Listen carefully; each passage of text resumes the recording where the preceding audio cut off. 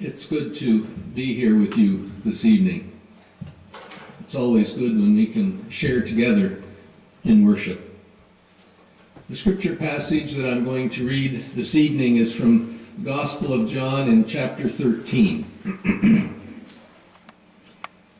Now, before the festival of the Passover, Jesus knew that his hour had come to depart from this world and go to the Father. Having loved his own who were in the world, he loved them to the end. The devil had already put it into the heart of Judas, son of Simon Iscariot, to betray him. And during supper, Jesus, knowing that the Father had given all things into his hands, and that he had come from God and was going to God, got up from the table, took off his outer robe, and tied a towel around himself. Then he poured water into a basin and began to wash the disciples' feet, and then to wipe them with the towel that was tied around him. He came to Simon Peter, who said to him, "Lord, are you going to wash my feet?" Jesus answered, "You do not know now what I am doing, but later you will understand." Peter said to him, "You will never wash my feet." Jesus answered, "Unless I wash you, you have no share with me." Simon Peter said to him, "Lord, not my feet only, but also my hands and my head." Jesus said to him, "One who has bathed does not need to wash except for the feet, but is entirely clean. And you are clean, though not all of you." For he knew who was to betray him, and for this reason he said, "Not all of you are clean."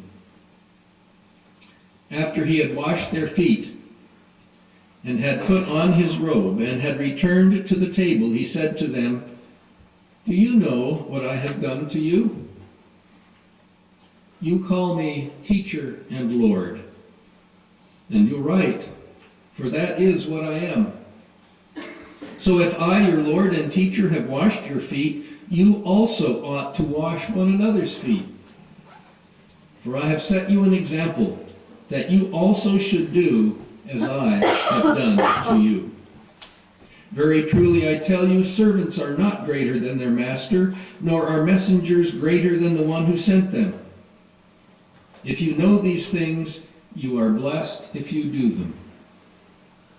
And saying this, Jesus was troubled in spirit and declared, "Very truly I tell you, one of you will betray me." The disciples looked at one another, uncertain of whom he was speaking.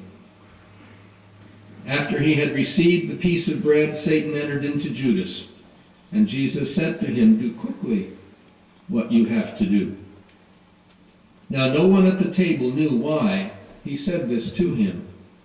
Some thought that because Judas had the common purse, Jesus was telling him, "Buy what we need for the festival," or that he should go and give something to the poor.